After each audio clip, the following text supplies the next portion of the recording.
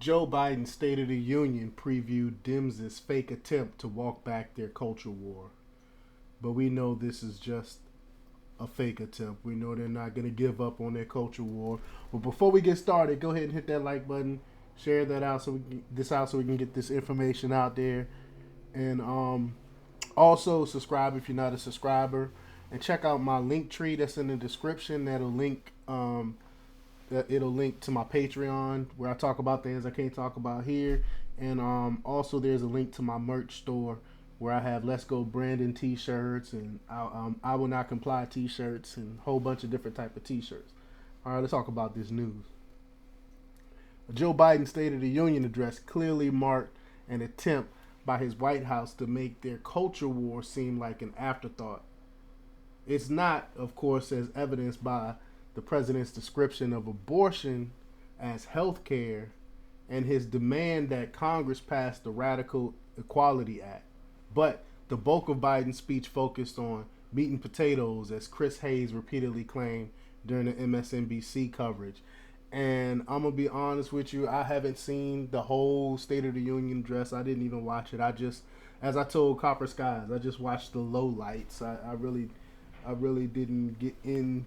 I didn't really watch the whole thing because I knew it would just upset me with the lies and stuff that he would be telling. But it's true. Biden dedicated much of his address to Ukraine, infrastructure, the economy, healthcare, and Stupid 19. He earned a robust round of applause with the line that said, quote, "We should all agree the answer is not to defund the police, it is to fund the police," which is a stark contrast to what they were saying in previous situations. But he touched on guns, immigration, and the environment, but they were hardly his focus. Notably, Joy Reid lamented the absence of January 6th from Biden's address, arguing it was characteristically devoid of red meat. Reid was right to find that balance remarkable. Rather than signaling a shift away from Democrats' scorched earth culture war, Biden's speech signaled a shift away from the party's strategy of obsessing over identity politics. This comes with an enormous caveat. Democrats cannot and will not meaningfully make any such pivot beyond rhetoric. They're gonna just talk until they blue in the face. They don't have any practical plans other than this culture war that they're fighting. Until they're willing to drop the truly radical policies like the Equality Act, it's all smoke and mirrors, meant to distract voters from what they're actually doing to the culture. Democrats cannot simply pretend the summer of 2020 and the lockdowns never happened, no matter how much the media might help them try, because the party has now spent years committed to inflating definitions of bigotry that would condemn any moderation from their positions. Such voters have short memories, and the media is complicit. But these definitions are now baked into our institutions. They are ingrained in the minds of a generation. They're clung to by journalists and activists that Democrats need to please. Samuel Goodman of George Washington University disrupted the annual flood of breathless State of the Union tweets with a great reminder on Tuesday night. Quote, "Guys, this speech is not for you," he wrote. "It's for D-leaners who disapprove of the administration, and these are the lines that work for them in focus groups. Don't overthink it." And I love that because when I read that, I was like, yeah, that's dead on right there. He's trying to woo back the moderates.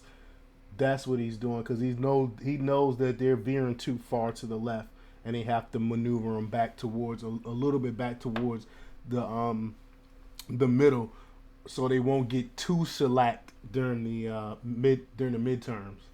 But that's exactly right, and it's also why Biden's meat and potatoes tone felt different. From recalls and losses like Terry McAuliffe to Biden's dismal ratings on Stupid 19 missteps and brutal new polls established by Democrats. And even their allies in the corporate press are worried enough about their power to start making small sacrifices in the culture war, even if they're superficial.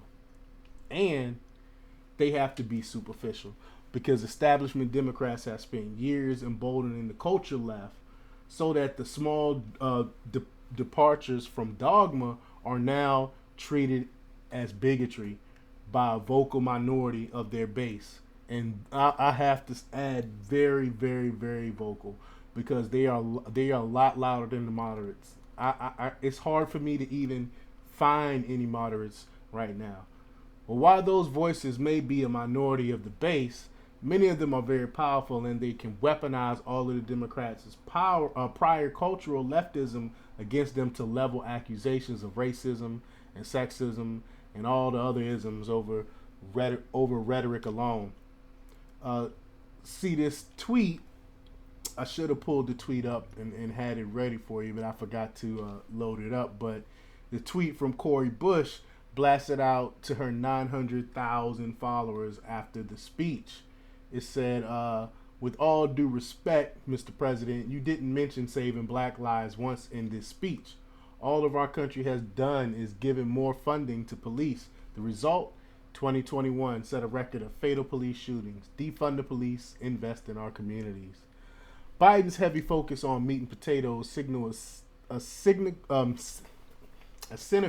but long overdue attempt by the Democratic establishment to convince voters they're not frenzied culture warriors. No one's believing it. Unfortunately for Biden and his party, they are indeed frenzied culture warriors, and they're going to have a difficult time proving otherwise without alienating the radicals they've tried so hard to appease. It's at least good news that voters are rejecting cultural leftism so clearly, even the Beltway liberals are noticing. But let me know what you think. Leave your comments down below. Like, share, and subscribe. And check out democrepublics.com for the latest in news. Until next time, peace.